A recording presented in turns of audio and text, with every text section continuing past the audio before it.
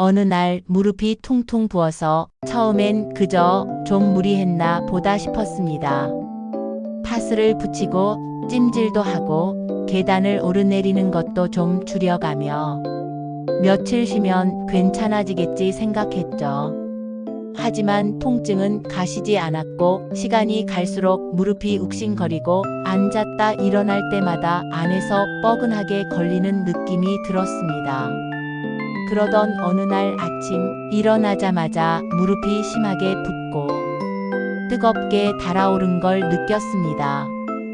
혹시 통풍인가? 남편이 예전에 통풍으로 고생했던 기억과 TV에서 봤던 통풍의 증상들이 떠오르면서 머릿속이 복잡해졌습니다. 혹시 나도 그런 걸까 걱정이 몰려왔죠. 병원을 찾았고 피를 뽑고 엑스레이를 찍고 관절액도 채취한 뒤 며칠 후 진단 결과가 나왔습니다. 통풍은 아니고요, 가성 통풍입니다. 처음 듣는 이름이었습니다. 통풍은 많이 들어봤지만 가성 통풍이라니, 이게 도대체 어떤 병인지, 어떻게 다른 건지, 앞으로 어떻게 관리해야 하는지 궁금한 게 많아졌어요. 그럼 이제부터는 가성 통풍이라는 질환에 대해 조금 더 구체적이고 정확하게 알아볼게요. 가성 통풍이라는 이름은 말 그대로 가짜 통풍이라는 뜻입니다. 실제로도 통풍과 매우 비슷한 증상을 보이죠.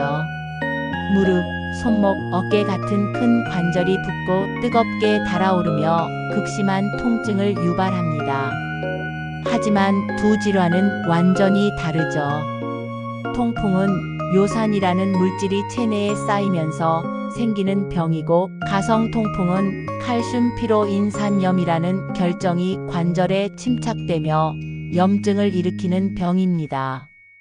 그래서 통풍은 피 검사에서 요산 수치가 높게 나오고, 가성 통풍은 요산은 정상인데 관절액의 결정체가 보이는 특징이 있습니다. 또한 통풍은 대개 40에서 50대 남성에게 많고, 가성 통풍은 60대 이상의 여성에게 흔하게 발생합니다. 엄지발가락보다는 무릎이나 손목, 어깨 같은 관절이 아프게 되는 것도 차이점이죠.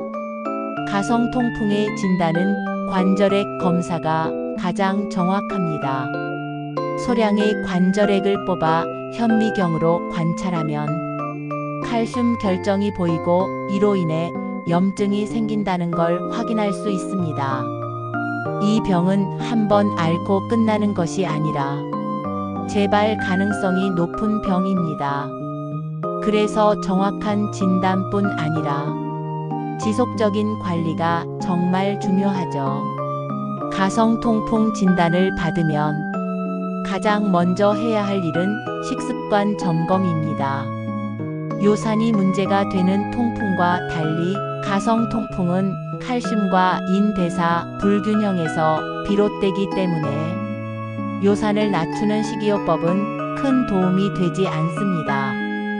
대신 무분별한 칼슘 보충제 섭취를 삼가고 음식을 통해 자연스럽게 칼슘을 섭취하되, 가공식품이나 인이 많은 탄산음료, 햄, 소시지 등은 줄이는 것이 좋습니다.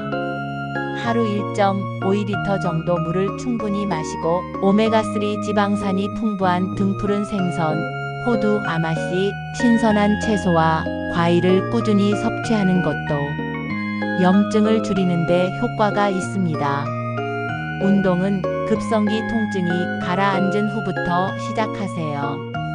처음엔 하루 10분 가볍게 걷기부터 시작해서 30분 정도까지 늘려보는 것도 좋습니다. 수영이나 실내 자전거 같은 무릎에 무리를 주지 않는 유산소 운동을 하며 의자에 앉아서 할 수 있는 간단한 근력 운동도 관절 보호에 도움이 됩니다. 무거운 아령이 아니어도 괜찮아요. 가벼운 탄력 밴드나 체중을 이용한 스트레칭만으로도 충분히 효과가 있습니다. 그리고 체중 조절도 중요합니다. 무릎, 발목 같은 관절은 몸무게의 영향을 직접적으로 받기 때문에 체중이 늘면 그만큼 더 아프고 쉽게 손상될 수 있습니다. 기온이 낮은 날엔 관절 부위를 따뜻하게 유지하세요. 무릎 보호대, 손목 보호대, 온찜질 같은 방식이 도움이 됩니다. 낙상 예방도 중요합니다.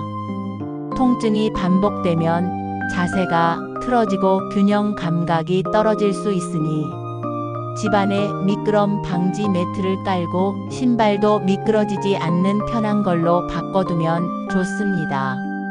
가성 통풍은 처음엔 낯설고 어떻게 대처해야 할지도 막막할 수 있지만 원인을 정확히 알고 내 몸에 맞는 식사와 운동 습관을 만들어 가다 보면 충분히 잘 관리하면서 살아갈 수 있는 병입니다.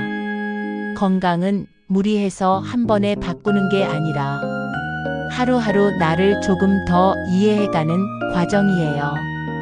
당신의 관절과 일상에 오늘 이 이야기들이 조금이라도 도움이 되기를 바랍니다. 오늘도 함께 해주셔서 감사합니다.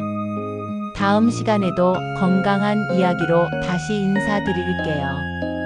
구독, 좋아요, 알림 설정 부탁드려요.